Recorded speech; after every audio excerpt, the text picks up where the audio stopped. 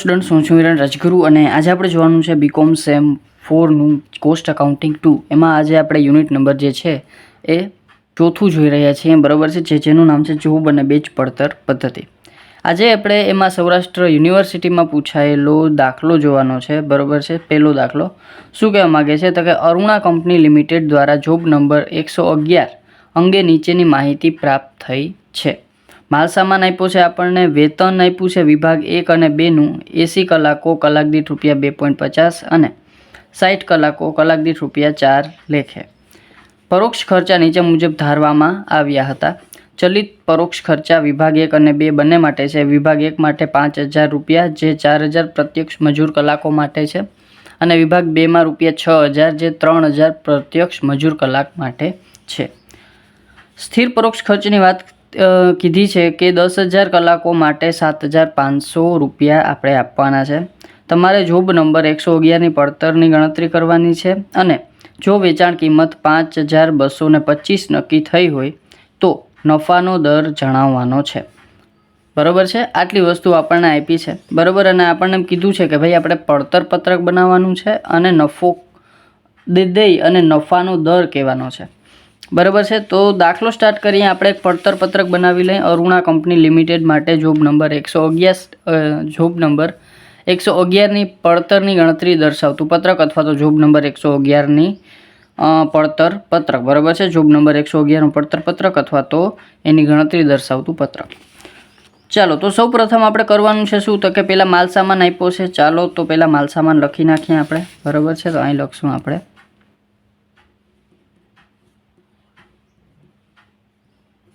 माल सामान बराबर केटलो छे तो कि 3415। तो अहींया हूँ लखी नाखुं 3415 बराबर है। पछी छे वेतन। वेतन एटले मजूरी बराबर। तो अहींया हूँ वेतन करी नाखुं बराबर। वेतन अथवा मजूरी तमे कांई पण कही शको बराबर। विभाग 1 અને 2 बने माटे आप्युं छे बराबर। तो हवे आपणे अहींया जे कलाको आप्या छे ने ए आपणने खरेखर एक्चुअल कलाको आपेला छे बराबर है। जे कलाको छे आपणने ए एक्चुअल एटले के खरेखर कलाको छे एटले के विभाग 1 माटे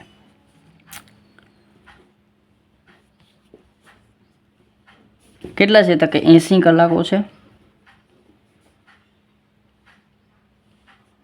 अने एने गुणिया कलाक दीठ 2.50 एटले के ₹2.50 आपणे आपवाना छे कलाकना।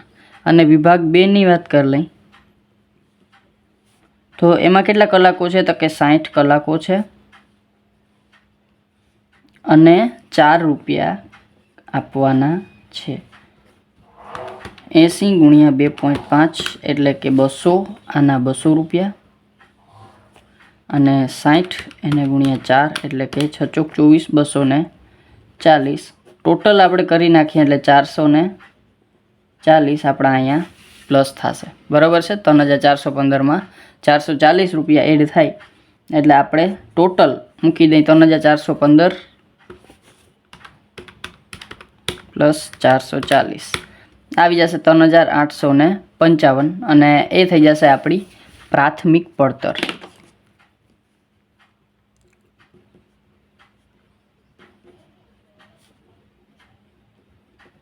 बराबर है। केटली तो 3855 ने हूँ आउटर कोलम में लखी नाखुं बराबर है। चलो आगळ वधीए। परोक्ष खर्चा नीचे मुजब धारवामां आव्या हता।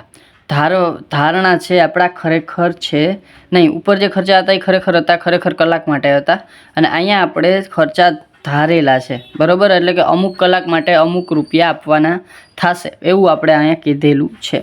तो अहींया आपणे प्लस करशुं हवे उमेरो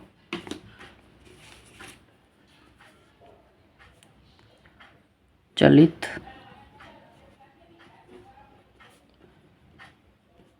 परोक्ष खर्चा बराबर। चलित परोक्ष खर्चा बे विभाग है तो विभाग 1 અને विभाग 2। तो विभाग 1 माटे केटला छे आपणी पासे तो के ₹5000 4000 प्रत्यक्ष मजूर कलाको माटे केटला ₹5000 छे। 4000 प्रत्यक्ष मजूर कलाको माटे ₹5000 देवा पड़े पण आपणे कलाको खरेखर काम केटलुं थाय छे तो के जेटलुं आपणे वेतन आप्युं छे ने एटला कलाक आपणा काम थाय छे। तो 80 कलाक आपणुं काम थाय छे विभाग 1 में તો 80 કલાક છે અને 4000 કલાકમાં આપણે 5000 રૂપિયા આપીએ છીએ તો એને ગુણ્યા કેટલા કલાક તો કે 5000 રૂપિયા આપણે ટોટલ આપીએ છીએ અને 4000 કલાક ડિવાઈડ બાય 4000 કલાક. સર આમ ના કરવું હોય અમારે બરાબર તો તમારે કલાક દીઠની પહેલાં ગણતરી કરવી પડે.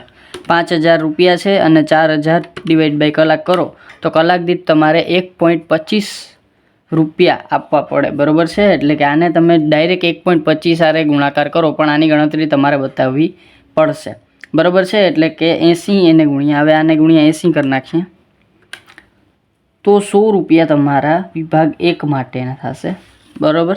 એવી જ રીતે વિભાગ 2માં તમારા ખરેખર કલાકો કેટલા હતા તો કે 60 કલાકો અને કલાકે તમે કેટલા આપો છો તો કે 6000 રૂપિયા અને 3000 કલાકો. તો ટોટલ 6000 રૂપિયા આપો છો અને 3000 કલાક તમારું કામ થાય છે બરાબર. તો 6000 ભાગ્યા 3000 કરીએ એટલે 2 વધે તો 60 ગુણ્યા 2 એટલે આપણી પાસે થશે 120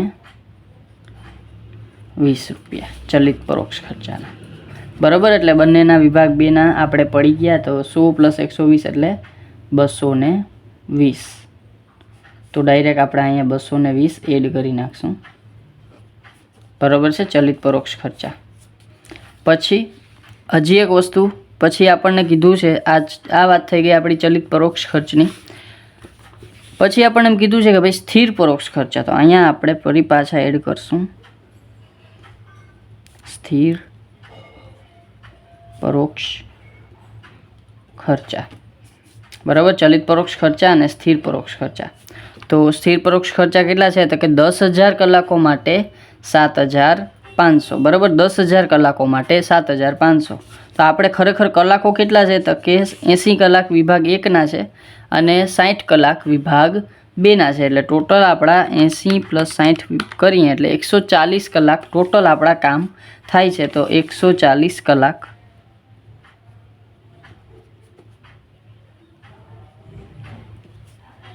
એને ગુણ્યા. હવે જુઓ આને તમે ડાયરેક્ટ કંઈક શોધી શકો કે ભાઈ 7500 રૂપિયા આપણા ટોટલ છે અને 10000 કલાક એટલે કે 10000 કલાક તમે ડિવાઈડ કરો એટલે 0.75 અથવા તો 0.75 તમે કહી શકો બરાબર છે. તો એ તમારે કલાક દીઠ તમારો સ્થિર ખર્ચ થશે.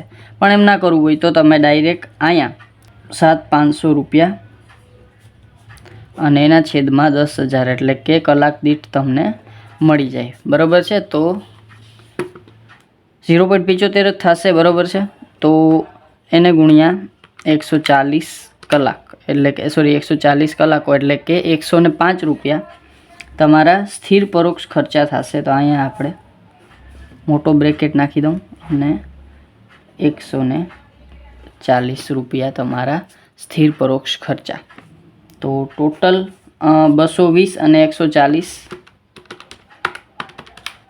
એટલે 360 ટોટલ ખર્ચ બરાબર. 360 એમાં આપણે 3855 આપણે એડ કરીએ બરાબર. હવે આપણે આ સિવાય કોઈ પણ જાતનો ખર્ચ બાકી રહેતો નથી બરાબર છે. હવે ડાયરેક્ટ આપણે વેચાણ આપી અને પછી આપણે નફાનો દર કહેવાનો થશે. તો અહીંયા મારી પાસે આવી જશે કુલ પડતર બરાબર. તો એક જ મિનિટ. વેચાણ સ્થિર ખર્ચ છે 140 એને ગુણ્યા 0.75 તો 140 ન આવે 105 ભૂલથી 140 લખાઈ ગયું છે 105. ચાલો તો ટોટલ કરી નાખીએ પ્લસ 220 એટલે ટોટલ ખર્ચ 325 થશે બરાબર. ચાલો તો હવે કુલ પડતર આપણી પાસે 325 પ્લસ 3855 એટલે 4180 કુલ પડતર બરાબર છે. હવે આપણે જરાક વેચાણની વાત કરી લઈએ તો વેચાણ કેટલું છે તો વેચાણ આપણને કીધું છે વેચાણ ક્યાં ગયું તો કે એની એમ કીધું છે 5225 એકમો. તો 5225 એકમ દીઠ બરાબર. વેચાણ કિંમત 5225 નક્કી થઈ છે. તો 5225 આપણે લખી અને બાકીનો વધશે નફો 4180 એમાંથી 5225 માઇનસ 1045 આપણો નફો બરાબર છે। ચાલો તો નફાની ટકાવારી કહેવાની છે આપણે વેચાણ પર બરાબર છે। તો વેચાણ પર નફાની ટકાવારી કેટલી છે તો કે વેચાણ કેટલું છે તો 5225 તો 5225 એ 100% તો 1045 એ કેટલા બરાબર તો 1245 બ્લુ પેન લઈ લઉં 1045 એને ગુણ્યા 100 એને ભાગ્યા 5225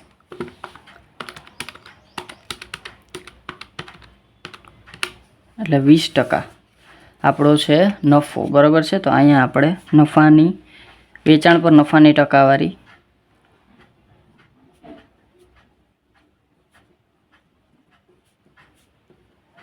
%20 બરાબર છે। ચાલો અને એની કંઈ ચોખવટ નથી કરી નફાનો દર જણાવો બરાબર છે। તો દર એની વેચાણ પર જ કીધો હશે એવું આપણે માની લઈ અને જો પડતર પર કીધો હોય તો પડતર પર 25% આવશે બરાબર છે। આપણે ત્રિરાશી મૂકીને અથવા તો ડાયરેક્ટ પણ જે છે એ વેચાણ પર 20% હોય તો પડતર પર 25% બરાબર છે। પડતર પર પણ 25% કદાચ પડતર પર કહીએ તો બરાબર। આમ તો નફા આપણે વેચાણ પર જ છે બરાબર। છતાં તમને આ થઈ ગયો આપણો 2025માં પૂછાયેલો દાખલો બરાબર છે। છતાં તમને કાંઈ પણ જાતનો ડાઉટ છે એ રહી ગયો હોય તો મને કોમેન્ટમાં પૂછી લેજો અને જો વિડીયો ગમે તો તમને ખબર જ છે લાઇક શેર સબસ્ક્રાઈબ જરૂરથી કરી નાખજો જેથી કરીને આવતા વિડીયો સરળતાથી મળતા રહે। Thank you.